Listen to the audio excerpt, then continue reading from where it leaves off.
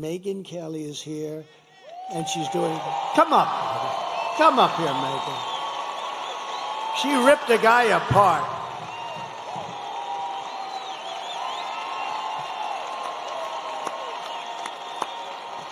Thank you.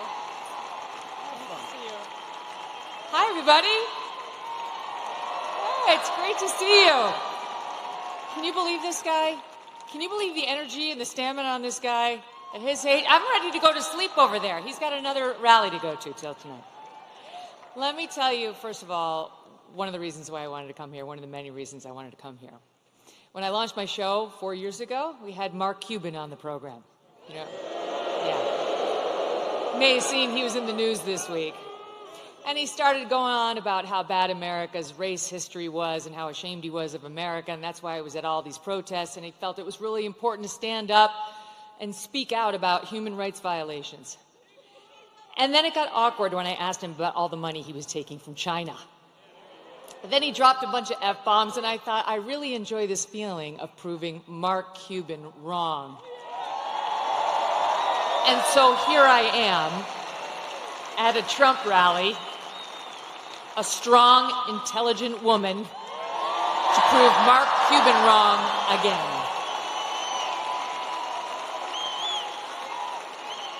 I won't take up much of your time, but I do want to tell you the main reasons I am voting for Donald Trump. Number one, immigration. He mentioned it. And people like Laken Riley. I'll be thinking about her tomorrow all day. 22 years old, killed in Georgia, a young nursing student by an illegal. I'll be thinking about Jocelyn Nungare, 12 years old, in Texas, murdered by 2 Venezuelan illegals. President Trump closed the border. Kamala Harris opened it by choice. It wasn't accidental. She said it would be humane. That's what she and her boss believed. Tell it to Laken Riley's family. There was nothing humane about it. He closed it. They opened it. It was an intentional choice, and there's no reason not to believe they won't do it again. The boys should not be in the girls' sports. The boys should not be in the girls' bathrooms. The boys should not be in the girls' locker rooms. Peyton McNabb, North Carolina sophomore in high school, slammed so hard in the face by a volleyball hit at her by a boy pretending to be a girl, she suffered traumatic brain injury and permanent paralysis. Kamala Harris looks at her and says, be kind, suck it up. And that's what's right. Why do our girls have to face brain damage in order to be kind to boys who want to invade their sports? And by the way, they are going into the women's prisons. She changed the law in California to make sure the taxpayers would pay for their sex change operations. She was not just following the law, she changed the law. President Trump will stop it.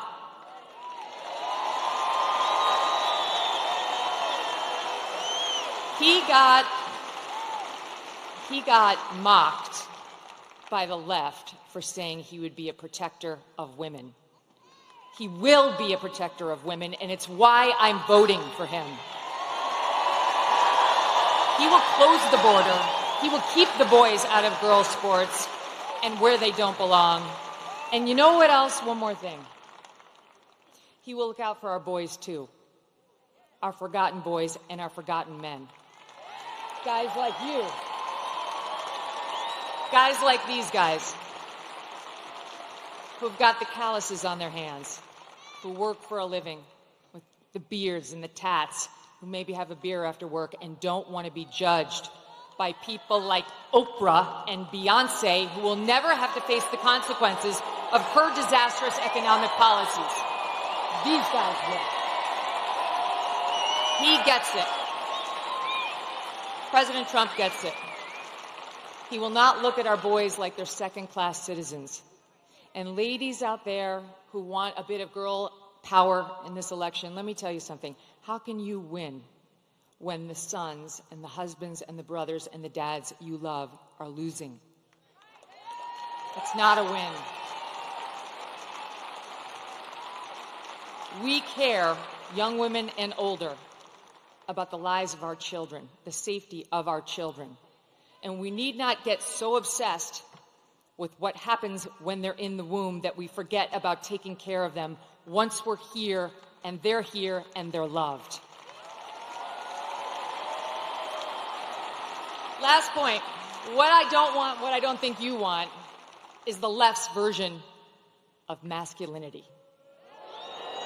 You see that ad they did about Trump voters trying to encourage women to lie to their husbands so that they could vote for her instead of Trump? That's their version of what marriage looks like. An overbearing husband who bullies his wife into saying she voted one way as opposed to an honest, open relationship. Oh, wait, I'm talking about Kamala and Doug. Okay, sorry. Where was that story in the news? Where was that story? I don't remember a single media person, not one, who sat with him, asked him about the abuse allegations against him by a successful professional attorney who has great details, who has receipts, who has witnesses. No one even asked about it. I'm not into their version of toxic masculinity or new masculinity. I prefer the old version. Them, all of you, and I prefer a president who understands how to be strong and how to fight. I hope all of you do what I did last week. Vote Trump and get 10 friends to vote Trump too.